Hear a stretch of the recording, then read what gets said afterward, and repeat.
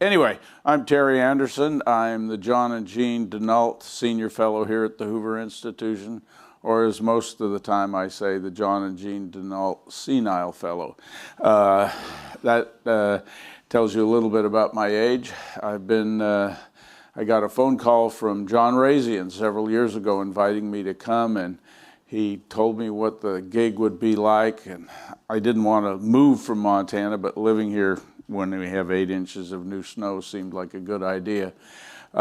So when he finished telling me all the great things, I thought, this must be a wrong, oh, I shouldn't tell, a wrong number call. I shouldn't say that with my boss sitting in the front row. She finds out it's a wrong number call. I may not get my 26th year. This is the 3rd year that Nick and I have, Nick Parker right here, have put together this program, Markets versus Mandates for the Environment and Prosperity. You don't have to know a lot about the Hoover Institution to know that many of us here believe markets work. I trained at a farm club of the University of Chicago. I didn't quite make it into the big leagues. But when I got here, I got to meet the likes of Milton Friedman and George Stigler. And once I was asked, how did I come to think this way as an economist? And I thought about it for not very long. Then the person said 25 words or less. You dealt with academics, you know why they say that. So I said 2 words, incentives matter. And that's really the focus of this program. What are the incentives? How do we structure incentives so that we can deal with environmental issues at the same time promoting prosperity and freedom for people? So that really encapsulates Hoover very easily. And we, Nick and I especially, care deeply about the environment. I always say, do you think I'd live with that 8 inches of snow in Montana if I didn't care about the environment? And for many, many years, I've thought about ways in which policy could be improved to make the environment better. And I have a book along with co-author Donald Leal in its 3rd edition entitled Free Market Environmentalism. When that book was published, it was reviewed in a law journal, and you know, lawyers can be kind of smart Alex. And so in the review they said Free Market Environmentalism by Terry Anderson and Don Leal is an oxymoron, comma, and the authors are the moron part. That tells you a lot about where it stood back in 1972, I believe it was, the 1st edition. But I'm pleased to say that we've seen many changes in the way we deal with environmental policy in this country and indeed around the world. As an example of that, sitting in the 2nd row up here are a few people who are part of a new program at Hoover under the umbrella of Markets versus Mandates, our Enviropreneur program. Environmentalists, they wear red bandanas, but they also are entrepreneurs, so they have little green business visors that they wear as well. And we had a wonderful discussion yesterday with those people about the projects that they're engaged in and the way they're taking incentives matter and applying it to environmental problems with an eye toward earning a profit from the environment, but while improving the environment. If you have a chance to meet any of them, I guarantee you it'll be worth the time you'd spend with them. They are really the kind of thing that makes me all the more excited about markets versus markets versus mandates. Enough on the background of what we do. There are lots of other programs, and over the course of the next few hours you'll learn more about them. But it's my great honor to introduce to you the person who will kick this thing off. And that is Condoleezza Rice, or Condi, as everyone calls her. I feel always a little bit like I shouldn't say Condi. I should say Madam Secretary, or, you know, hey boss, something like that. And when I meet people and they say, oh, you're at the Hoover Institution, almost always, do you know Condoleezza Rice? And I say, yes. Really? I say, yeah, I was just with her. I sat right next to her at dinner or something. And they, really? And when is she going to run for president? Always the question. So the last time I was in her office, and I think this is apropos the Hoover Institution and this project, I said, what do I tell them? When are you going to run for president? Why don't you run for president? She said, simple. I hate politics, but I love policy analysis. And when she said that, I said, of course, that's why she's the director of the Hoover Institution. That is the Hoover Institution. The Hoover Institution is a place where people like myself and Nick and others in the room here come to do policy analysis. I always resist if somebody says, oh, you mean a think tank? No, we're more than a think tank. A think tank is a place where you can say, well, I think, and then the other person says, well, I disagree, I think. And that doesn't get you very far.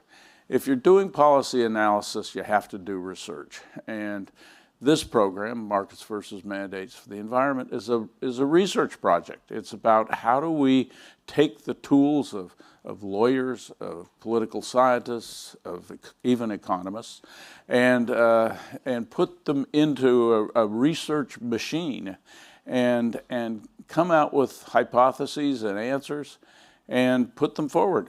You don't like what we say, then show us your data. I always like to say it's a lot better to pound the data than to pound the table. So you won't hear much table pounding. You may hear some real excitement. But this program is an integral part or fits perfectly into what the Hoover Institution is about. And if you know anything about Condi's record, of course, you know about Secretary of State, and you know that she has been involved in some politics. But Condi is the epitome of what we do at Hoover. She has a resume that makes mine look kind of short and not very heavy. She knows and has done research in her life. In fact, I'll close by saying the first time I heard her, I was about as far as she is from me now. It was at a luncheon speech, and she started to speak, and I am actually speaking without notes, taking a page from Condi's playbook. She stood up to speak, and I was sitting there watching, and I was just craning my neck to see, was there a teleprompter, was there nothing. Condi was not winging it. She was speaking from the research that she has done as a great part of her life. And it's that drives her, it's that stimulates me, and it's that makes this conference, I hope, what you at the end will say, this was a great program, a research program, because that's what we're all about. With that, please welcome my boss.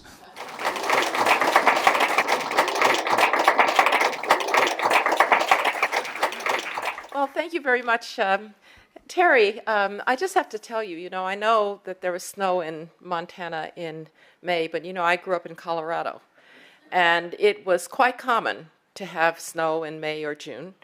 It was also, I was a student at the University of Denver. It snowed 3 of the 4 years, first day of classes in September. So it's a feature of the Great West, and we all love the Great West. I'm really delighted to be here to kick off this wonderful conference. I think I've kicked off all 3, and so they keep inviting me back, which is very nice. I think that Terry positioned the Hoover Institution better than I've heard it in a long time. It really is a place that, from our founder, Herbert Hoover, came with a set of values, not a set of political positions, certainly not a set of partisan positions. We are nonpartisan in our work, but we came with a set of values, and those values were very clear. First of all, we believe in markets. Secondly, we believe in individual liberty. And third, we believe in limited government. And sometimes when you say limited government, people say, well, that sounds a bit not very aspirational. Well, if you've ever lived in Washington, D.C., limited government's a really good idea. But it also means government that's close to the people. It means government that can reflect their views and their interests. If you talk to governors or mayors, I'm sure tribal chiefs, they will tell you, you go to the grocery store and somebody wants to know why that water main isn't fixed in their town. And so government that's closest to the people, I think, often presents and brings the best policy. This is really this conference is kind of the epitome of putting all of that together. The environmental challenges that we face are real. We are believers here that we have to have something to say about those environmental challenges, but we have to do it in a way that is consistent with the values that Herbert Hoover left to us, which means that we believe in markets, not mandates. It means that we believe in individual liberty, that human beings will in fact prosper and thrive only if you respect them as individuals who have rights. And we believe in limited government, that it's close to the people. And markets versus mandates brings all of that together, and through the research that is being done, and I'm glad that Terry emphasized research, because we try to shed light, not heat, on issues. And we do that because we will tell you what we found in our data, in our research, in our evidence. And then we can debate what the best outcomes are, given the evidence. But let's at least start from the idea that we have researched it and we know something about it. Now, I'm also a university professor. I've been a university professor for more than 40 years. Yeah, they hired me when I was 12. And I'm getting to that point that my students come up to me and they say, "You were my mother's advisor." And I think, well, thanks a lot for that. Appreciate that. But in this generation in particular, they will come with very strong opinions. And I will say to them, before you try to solve that problem, let's try to know something about that problem. Because we should respect opinions, but not uninformed ones. And research informs our opinions. We can still hold them, but you can really only debate somebody about the best policy outcomes if you're both coming from an evidentiary base. And so this program that that you will be involved in is very much, as Terry said, a research program. The ideas for this program have come and fit nicely under the idea of sustainability. We have a School of Sustainability, the Door School, with which we cooperate quite a lot. It's the stewardship, it's energy efficiency, in which we are all very interested these days. These are all really important themes. And this conference also renews another long-standing program, renewing indigenous economies. Very important, I think, when you think about the whole country, but particularly if you came from the West, the role of indigenous peoples, their traditions, their heritage, the problems they've been solving for generations upon generations. We want to be able to tap into that and to also help them to prepare to better steward the land. This conference is also, as Terry mentioned, the launch of our Enviropreneur Fellowship Program. Very proud of that program. It's a great idea. Entrepreneurship is at the heart of Silicon Valley. We sit at Stanford University, which has launched more entrepreneurs, I would wager, than any university in the country.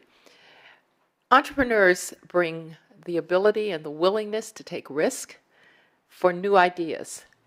And in the environmental space, we need new ideas. And so I want to welcome our new Enviropreneurs. I'm looking forward to meeting you over the times that you will be here. That is just one of the most exciting new programs that we have here at Hoover. We also, you also, are part of what's been a series of conferences, including one that we co-hosted with the Lane Center on the American West, a long-standing center here at Stanford. They did their conference, interestingly, around the Columbia River, which is both a real thing, of course, the Columbia River, but also a kind of metaphor for the importance of the links between Canada and the United States, the shared resources, the shared benefits, the shared prosperity, and the shared challenges that we have with our neighbors. When I was secretary, I would go to meetings of North America Forum. It was Canada, the United States, and Mexico, and I called them homeowners meetings because we were always talking about not kind of big geo-global politics, but we were always talking about what were we going to do about predatory fish? What were we going to do about the ugly potatoes that they had in Canada and wanted to sell to us, telling us they're just fine, those potatoes. And what were we going to do about the management and the stewardship of this amazing continent that we were bequeathed?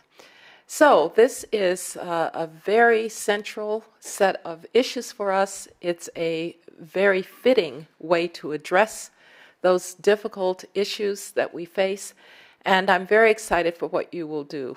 I want to thank Terry, who for more than 25 years has been a fellow here at the Hoover Institution. We do wish we would see more of him, but I now know what the code is. I'll just wait until it snows, and then I'll send you that ticket.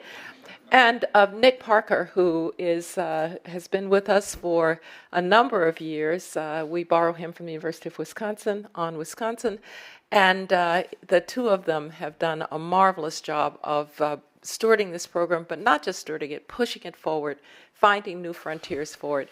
And I'm grateful to them. I'm grateful to you for being here and being a part of this, and I look forward to what you find. Thank you very much.